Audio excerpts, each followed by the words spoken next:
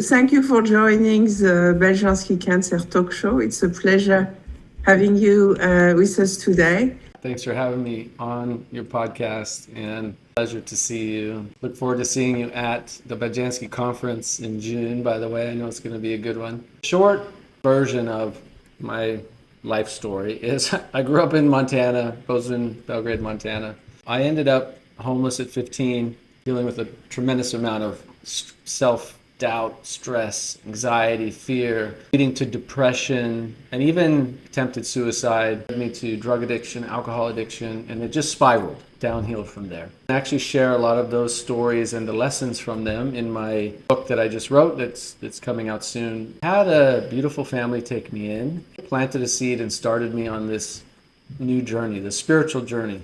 And so that was 2005. I was 18 years old. I moved to San Diego, and I started my life over. And at that time, I started reading motivational blogs. I started learning how to meditate. I started exercising, eating healthy. I stopped eating fast food. I stopped smoking cigarettes.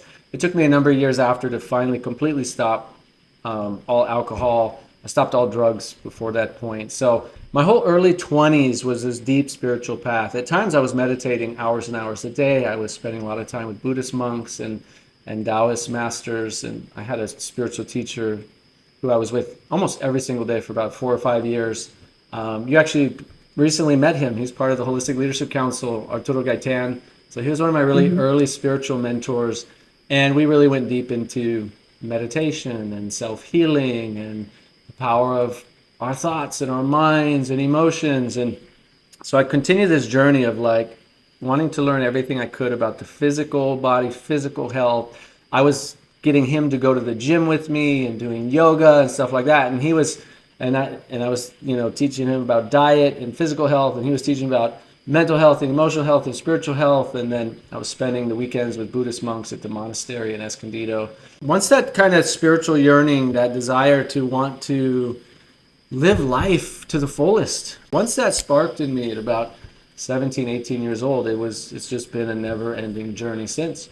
And over the last 20 years, it's shown up in a lot of different ways. I worked with cancer patients specifically for about 13 years.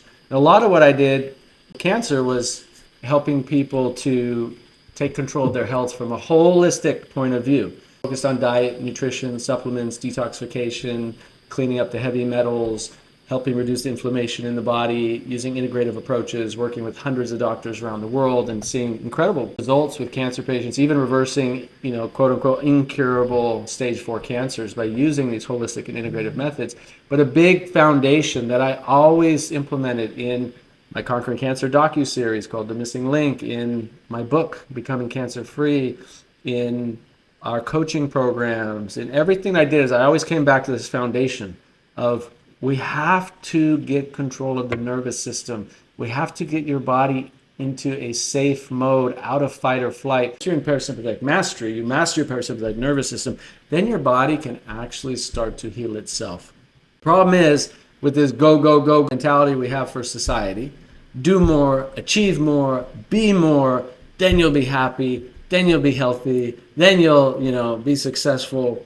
That is causing people to be in sympathetic overload, which means the nervous system stays stuck, or it's constantly in or vacillating between this fight or flight and rejuvenation. And let's be honest, most people today are stuck in fight or flight, chronic low-grade fight or flight sympathetic nervous system response. And what that means is when you're in that state, your immune system is downregulated, and it can't do what it's designed to do, which is identify, target, and eliminate cancer cells. The more that we're stuck in that sympathetic state, the weaker our system is, and the more we struggle with chronic diseases like cancer, heart disease, diabetes, autoimmune disease, all these chronic inflammatory diseases. And so what I've actually been helping people do for almost 20 years now, as I've been learning this, implementing the things into my own life, seeing the transformations through my own life, and then guiding others and teaching others through it, is really how to take back control of the mind, the thoughts, take back control of the nervous system, and create a truly holistic picture of health and vitality and happiness in the body. And we don't realize that if you're truly happy, or if you're peaceful, or you're content, that's the greatest solution you have to actually create health and healing in your body. You know, we're looking for health and healing in more pills and more supplements and more diet changes and all these things. And all those things are good. They're part of the holistic strategy. But what I found in the patients that I worked with was if you're only doing those things and you're not focusing on the bottom part of the iceberg, and the bottom part of the iceberg that's hidden under the water, the massive part, is the nervous system. And the people that we worked with, when their nervous system gets in harmony, then all of a sudden, everything they're doing seems to work better. The supplements work better. The diet works better. The nutrition works better. Detoxification works better because the body is functioning the way it's supposed to. What causes sympathetic nervous system overdrive?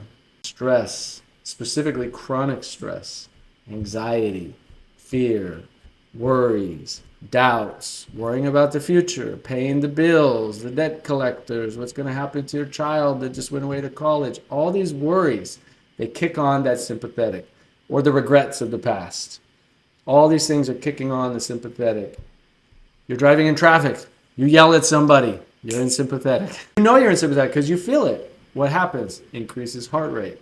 Increases, you might feel sweaty, tension. You know, if you just look at your shoulder, most people are sitting in sympathetic right now listening, so they don't even know it. Take your shoulders and see if you can drop them down.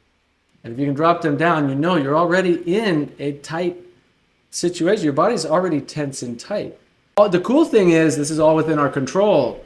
They need to change the name. The name of parasympathetic and sympathetic is autonomic, which means automatic. All of these automatic functioning is happening. Your digestive system and your immune system, lymphatics, all this stuff is tied into the autonomic nervous system, which is regulated by the vagus nerve, which determines, what it tells the different organs to do. Hey, let's close the sphincter to the bladder. Let's open the bladder. That's controlled by the nervous system. Let's send out natural killer cells, T cells, B cells, go gobble up all those cancer cells and all those invaders. Or let's hold it back. Let's not do that. Let's put the energy into the legs and the arms because we might have to fight or run for our lives.